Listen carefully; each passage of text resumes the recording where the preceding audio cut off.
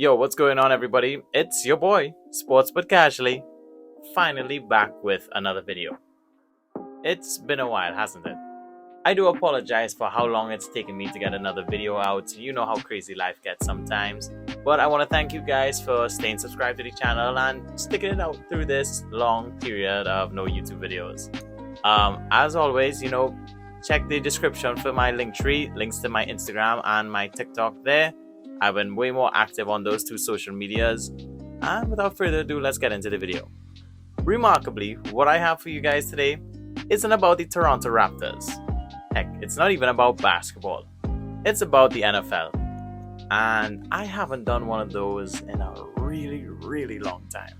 You see, over the past few seasons, I've been pretty invested in the Las Vegas Raiders.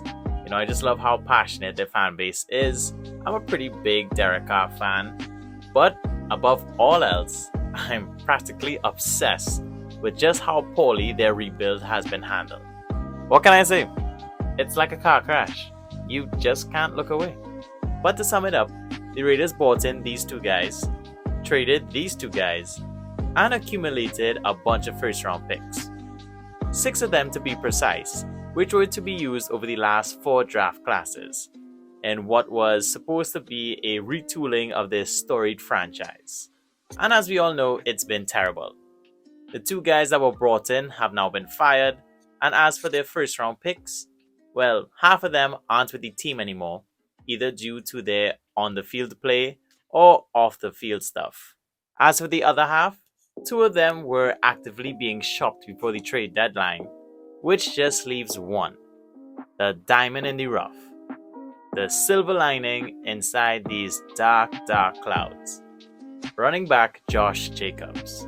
Now a little bit about Jacobs. He spent his collegiate career with Alabama, and as most of their players, he was a former national champion. He was drafted 24th overall in the 2019 draft, with one of the first round picks that the Raiders got in the Khalil Mack trade with the Chicago Bears. And he has had a very good start to his career so far. He had a groundbreaking rookie season with the Oakland Raiders. Yeah, they were still in Oakland at the time, where he rushed for 1,150 yards, which was good enough for top 10 in the league, to go along with 7 touchdowns. He also amassed over 1,300 scrimmage yards that year. He finished second in the AP Offensive Rookie of the Year voting that season, just behind avid gamer Kyler Murray, and even took home the Pro Football Writers Association's Offensive Rookie of the Year award. He became the first running back in Raiders franchise history to rush for over 1,000 yards in his rookie season, and still holds multiple Raiders rookie records. Wow, try saying that 3 times fast. Raiders rookie records, Raiders rookie records, Raiders rookie records, Raiders rookie records. Not that hard, I guess. His sophomore campaign was even better. In 2020, although he rushed for less yards, he still managed to finish with over 1,000 rushing yards for the season, which was once again good enough for 8th place. He also added more receiving yards this season and finished with a total of 12 touchdowns, which was good enough for 4th place in the entire league. And for his great season, he was rewarded for all of his efforts with a trip to the Pro Bowl. However, in 2021, he did take a step back due to injuries and failed to rush for his 3rd straight 1,000-yard season. However, he put together the best receiving campaign of his career so far and still managed to finish with over 1,200 yards from scrimmage that season. As you can see, he's been a very good running back. I would go so far to say that he's been borderline top 10 since he entered the league. So when it came time for the Raiders to pick up the 5th-year option on his contract, I found it very weird that they decided to decline the $8 million option.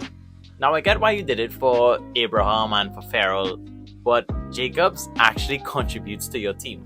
But as I was saying, Jacobs is a major part of this team's offense, one of the best running backs in the entire association.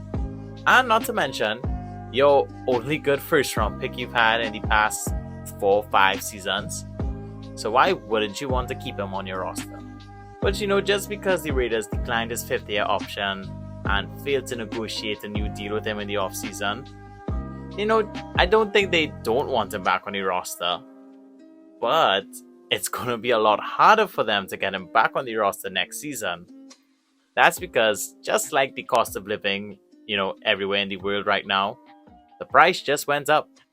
That's because Josh Jacobs is in the midst of putting up the best season of his career yet. As of recording this video, we are 8 weeks into the 2022 NFL season. That's right, I'm recording before week 9, to give this video a little timeline and perspective. And Josh Jacobs is balling out on a contract here. Not the first player to do it, and certainly won't be the last. He's currently putting up 676 rushing yards to go along with 6 touchdowns, both of which are top 5 in the entire league. Not to mention he's also top 10 in yards from scrimmage with 828, just further showing his pass catching abilities. He's only fumbled once for the year. Not to mention he's also top 5 in yards after contact and in broken tackles. The guy is just a beast, and other NFL teams are taking notice.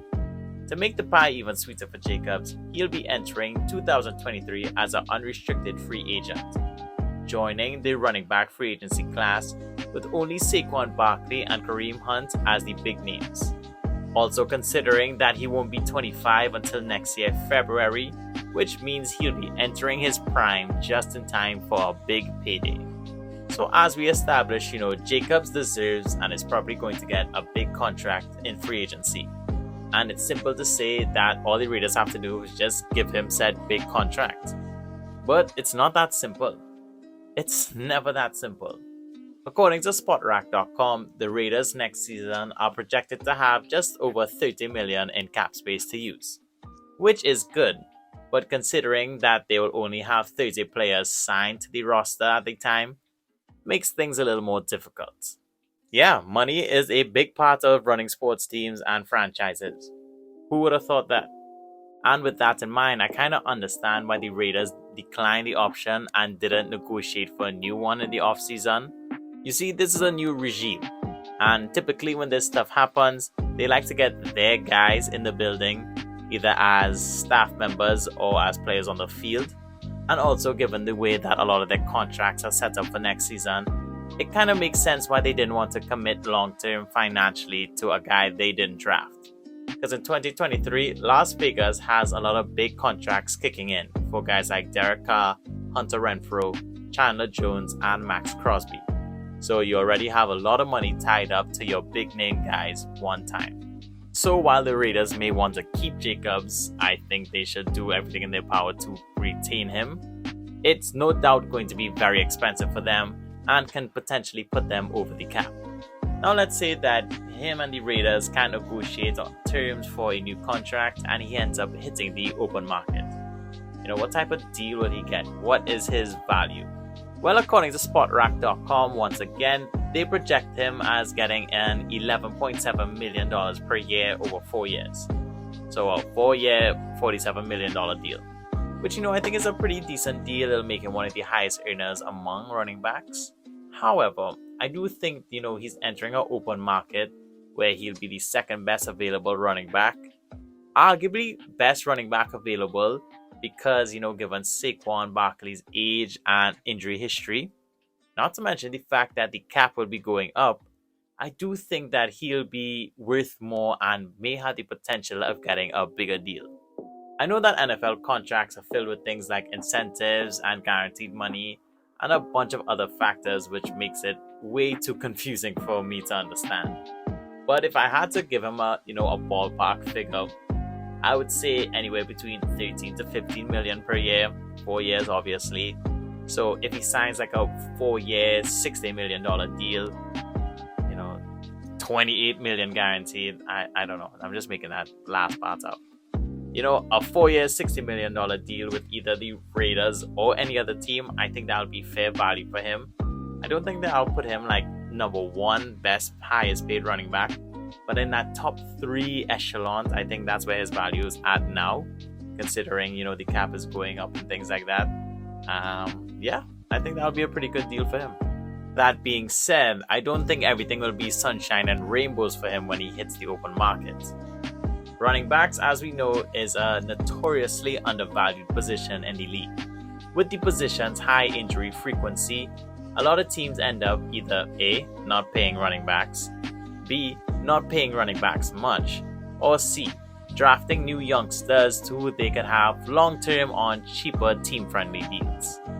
The quest for the bag for Josh Jacobs will already be hard due to the position he plays, which isn't fair, but it's the name of the game at this point.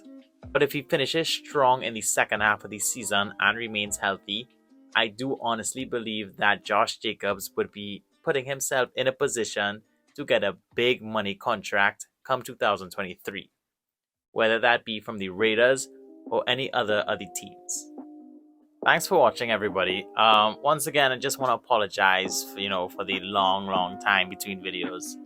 As I said, I've been very busy, but I'm trying to keep to this new schedule I have myself on. Try to do 2 to 3 short videos a week on TikTok, Instagram Reels, YouTube Shorts. So I'm trying to be more active, but more often than not, it will be shorter videos and maybe some bigger YouTube videos in between. Just trying to keep consistent. That's the name of the game at this point. If you want to check out my other social medias, that would be very nice of you. I have a link tree with all the links in the description below. I will urge you to check out my Instagram.